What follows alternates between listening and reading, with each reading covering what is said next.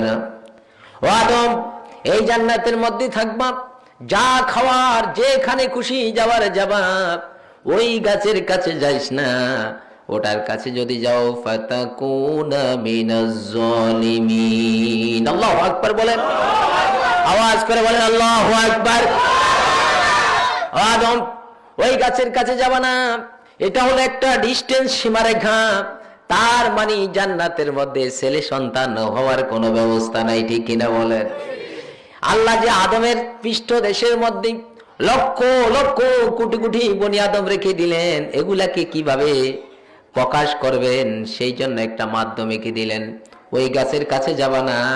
ওটার কাছে যদি যাও ফাতাকুনা মিনাজ জালিমিন, তার মানে হলো আমি তোমাকে জান্নাত থেকে দুনিয়াতে পাঠিয়ে দিব। সুবহানাল্লাহ। যথা সময়ে গন্ধম খেলেন। ও আমার মা বোনেরা, অন্তরের চক্ষু নরম করে দেন। আমার আল্লাহ মানুষের চোখের পানিকে কত ভালোবাসেন, সুবহানাল্লাহ বলেন।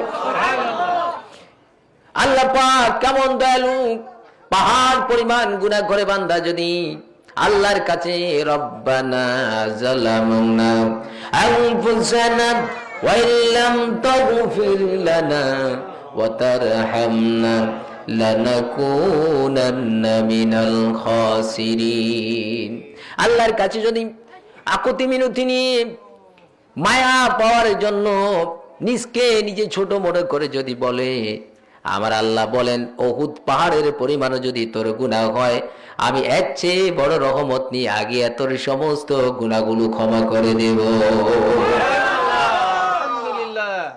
এবার শয়তানের প্রেম মা হাওয়ার মাধ্যমে আদম নবী গন্ধম খেলেন। গন্ধম খাওয়ার পরে দুজনের শরীর থেকে পোশাক খুলে পড়ে গেল। জান্নাতি পাতা দিয়ে লজ্জাস্থান গোড়া দিলেন। আল্লাহ পাক দুইজনকে দুইখানে পেটে দিলেন, সমস্যা হয়নি। দুইজনকে দুইখানে পেলে দিলেন, মিলন হলো আরাফাতের ময়দানে। এবার 1 বছর নয়, 2 বছর নয়, ও আমার কিশোরগঞ্জের বাবারা ভাইরা, ও আমার পর্দানিসীন মা বোনেরা, 1 বছর নয়, 2 বছর নয়, 1 মাস নয়, 2 মাস নয়, 100 বছর নয়, 200 বছর নয়, বাবা আদম মা হাওয়া আল্লাহর কাছে নিজেদের এই ভুলের জন্য 350 বছর পর্যন্ত কেঁদেছে। কান্না করতে করতে বাবা আদম মা হাওয়াকে যখন পেলেন, পাওয়ার পরে বললেন, হাওয়ারে, জান্নাত থেকে আমার রব আমাকে পেলে দিল, পাঠিয়ে দিল তোমার কারণে। যতক্ষণ না আমার আল্লাহ আমাকে না ক্ষমা করবে, ততক্ষণ পর্যন্ত আমি যে তোমার স্বামী এই অধিকার বলে আমার কাছে কিছু ছাবা না। লজ্জিত হয়ে গেলেন। বাবা আদম কান্না করেন, মা হাওয়া কান্না করেন। আমরা তো যদি বলি আল্লাহ এবার জমিনে ফসল বেশি করে দাও, যদি বাইশেষ কোন ঘূর্ণিঝড়ের কারণে না হয়, বলে আল্লাহ আমার ডাক শুনে না, বলে কিনা? জমিনে যদি বৃষ্টি হয় আলু নষ্ট হয়ে যায়, বলে আল্লাহ আমার ফরিয়াদ শুনে না, আমি আল্লাহর ইবাদত করব কি জন্য? আমাদেরকে বাবা আদম শিক্ষা দিলেন, লা তাকনাতু মির রাহমাতিল্লাহ, বলেন সুবহানাল্লাহ। আমার আল্লাহ যে ক্ষমা করতে পারেন, আমার আল্লাহ যে দয়া করতে পারে, আমার আল্লাহ যে মায়া করতে পারেন, আমার আল্লাহ যে অনুগ্রহ করতে পারে। ও পৃথিবীর মানুষ, আমি আদম থেকে শিক্ষা নাও। 1 দিন নয়, 2 দিন নয়, 1 বছর নয়, 2 বছর নয়, 100 নয়, 200 নয়, আমি আমার স্ত্রী সহকারে 350 বছর আমার মাওলার দরবারে কান্না করেছি। আমার বাবারা ভাইরা, এবার 350 বছর হয়ে গেল। আল্লাহ পাক আদম নবীকে ক্ষমা করতে চান না। হঠাৎ করে আদম নবীর মনে পড়ে গেল, রব্বুল আলামিন, তুমি আমাকে যখন আমার অন্তরে রূহ দিলা, আমি মাথা উঠানোর পরে তোমার আরশ মহল্লায় দেখলাম তোমার নামের সাথে একটা নাম, বলেন সুবহানাল্লাহ। ওই নামের উসিলায় আমাকে এবং আমার স্ত্রীকে ক্ষমা করে দাও। আমার আল্লাহ সঙ্গে সঙ্গে নোটিশ করে দিলেন, যারে আদম, আমি তোর এবং তোর স্ত্রীকে ক্ষমা করে দিলাম। সুবহানাল্লাহ বলেন, বলেন আল্লাহু আকবার, আওয়াজ করে বলেন আল্লাহু আকবার। ওই শ্রেষ্ঠের ইবাদত করতে চান কিনা বলেন? জোরে বলে চান? তো পান খুলে জিকির করেন, লা ইলাহা ইল্লাল্লাহ, লা ইলাহা ইল্লাল্লাহ।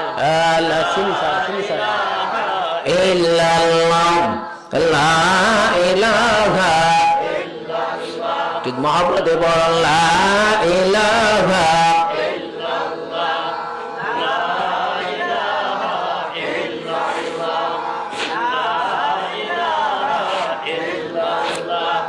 লা ইলাহা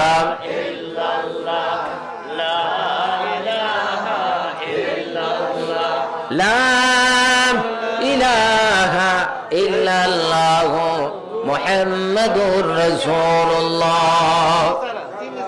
কয় বছর কাঁদলেন? জোরে বলেন কত বছর? আমরা যদি হইতাম 3.5 দিন কান্নার পরে দূর, প্রত্যেকদিন এক কথা বলতে ভালো লাগে না, আল্লাহ যেহেতু আমারটা শুনে না, মাফ করলে করুক, না করলে নাই, ঠিক কিনা? চলো বলেন ঠিক কিনা? আল্লাহ পাক তার নবীদেরকে দিয়ে আমাদেরকে শিক্ষা দিলেন, বলেন সুবহানাল্লাহ। এবার রব্বুল আলামিন আদম কি আর মা হাওয়াকে ক্ষমা করে দেওয়ার পরে আল্লাহ পাকের আকাশের দিকে আদম নবী বারবার তাকান আর কান্না করেন, আল্লাহ ওই জান্নাতে কি আমাকে আর নিবা না, যে জান্নাতের কথা আজও আমি বলতে পারি না।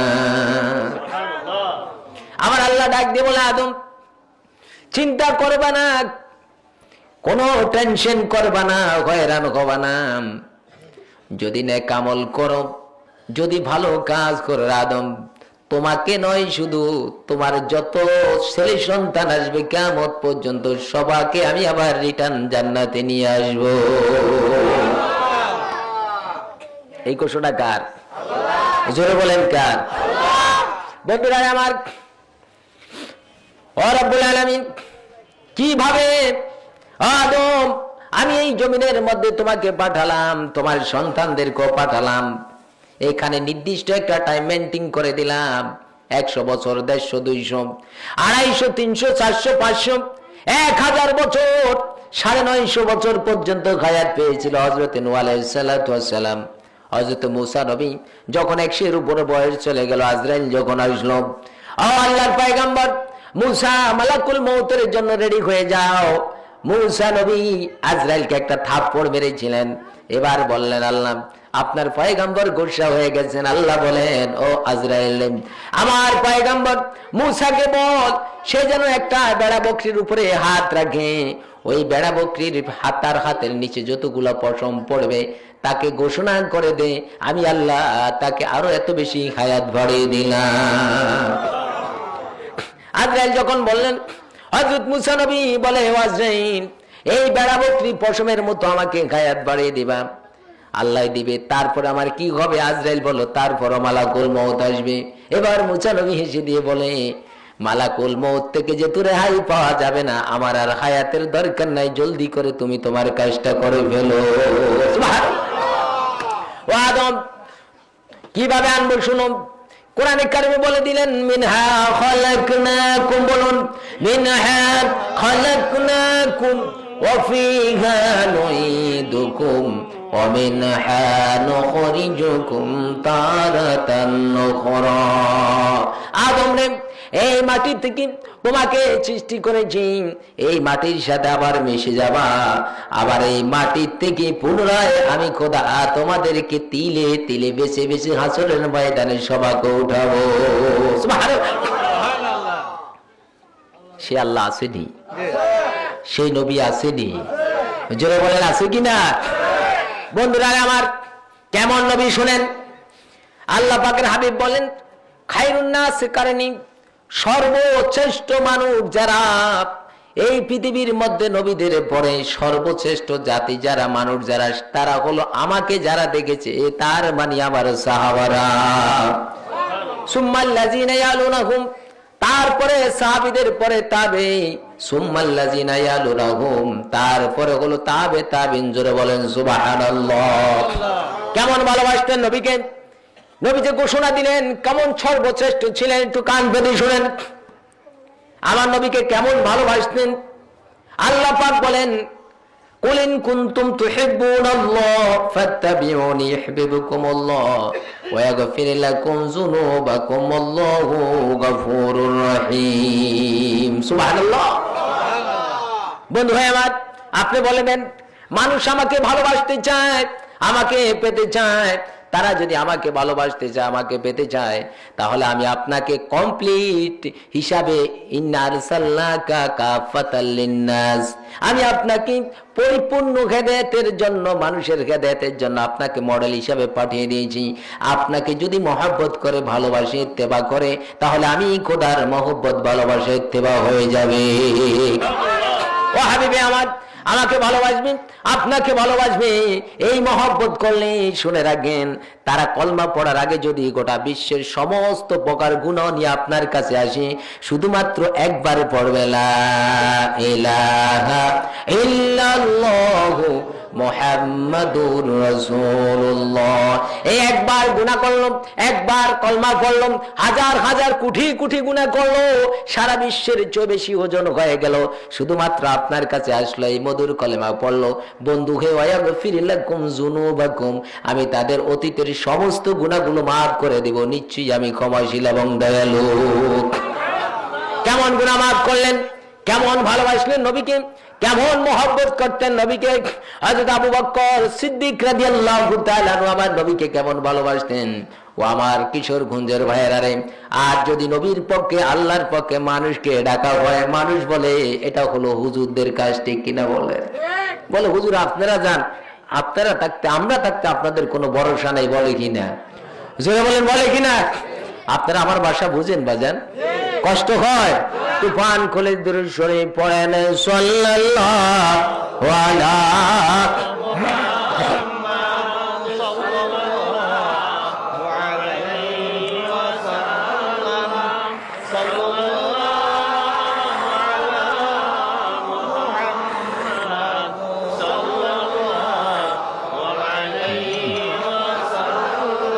সাতি শাজারু নাতাকাল হাজারু শাকাল কমারু বিইশারাতিহি সাল্লাল্লাহু আলা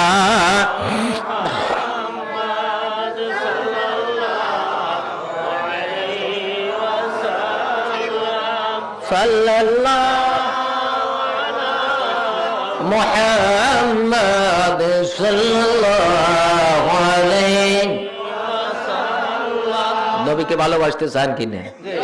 আমাদেরকে শিক্ষা দিয়েছেন সাহাবারা, সুবহানাল্লাহ বলে। হিজরতের আগে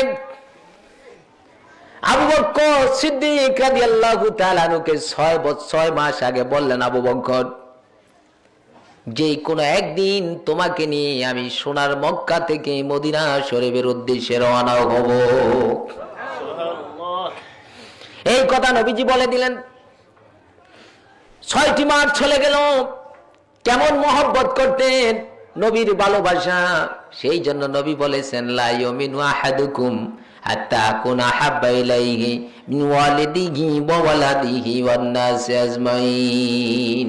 অন্য হাদিস শরীফে বলেন, কুল্লু উম্মতি ইয়াদখুলুনাল জান্নাহ ইল্লা মান আবা, কিলা মান আবা, ক্বালা মান আতানি দাখালাল জান্নাহ ওয়া মান নাসানি ফাকাদ আবা। আল্লাহু আকবার। হযরত আবু বকর সিদ্দিক রাদিয়াল্লাহু তাআলা আনহু এই ঘোষণা 6 মাস আগে শুনলেন।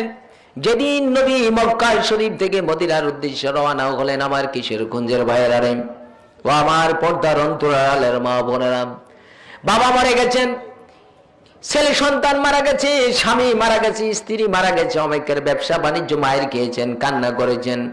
খোদার কসম করে বলি, সমস্ত কান্না, চোখের পানিকে একত্রিত করলে আর আমার আল্লাহর ভয়ে, নবীর ভালোবাসায় এক ফোঁটা চোখের পানি পড়লে সব কিছু চেয়ে ওজন বেশি হয়ে যাবে। হযরত আলী রাদিয়াল্লাহু তাআলাকে ডাকলেন, আলী, আজকে রাত্রে আমি আমার ঘর থেকে চলে যাব, তুমি আমার বিছানায় শোবা, আমার কম্বল গায়ে দিয়ে। এই কথা বলার সঙ্গে সঙ্গে আলী রাদিয়াল্লাহু তাআলা কান্না শুরু করে দিলেন, সুবহানাল্লাহ বলেন।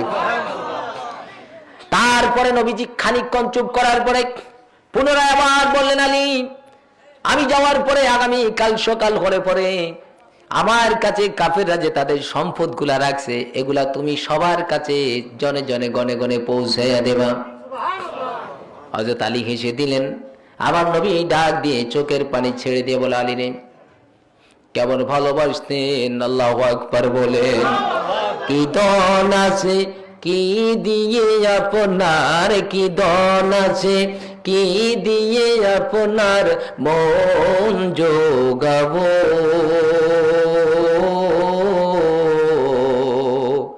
নবী ভালোবাসার বিনিময়ে প্রাণ সফিব। বলেন কি দন আছে কি দিয়ে আপনার, কি দন আছে কি দিয়ে আপনার মন যোগাবো। নবী ভালোবাসা বিনিময়ে প্রাণ সফিব। আল্লাহু আকবার। আমার নবী ডাক দিয়ে বলেন, প্রথম বললাম তুমি কান্না করে দিলাম, দ্বিতীয়বারে ঘেঁষে দিলাম, তার কারণ কি আলী? হযরত আলী বলেন, ইয়া রাসূলুল্লাহ, আপনি যখন বললেন আপনার কম্বল মোড় দিয়ে আমি শুয়ে থাকতাম, আপনি চলে যাবেন, ওই ইয়া রাসূলুল্লাহ এই জন্য আমি কেঁদেছি। কাফেররা ঘরে ঢুকে আপনাকে না পেয়ে কম্বল আলগি দিয়ে যখন আমাকে দেখবে আমাকে শহীদ করে ফেলবে, এই জন্য কেঁদেছি গো নবী। আমি পৃথিবীর থেকে মায়ার জন্য কান্দি নাই। খোদার কসম করে বলি আপনাকে যে আর দেখবো না, শহীদ হয়ে গেলে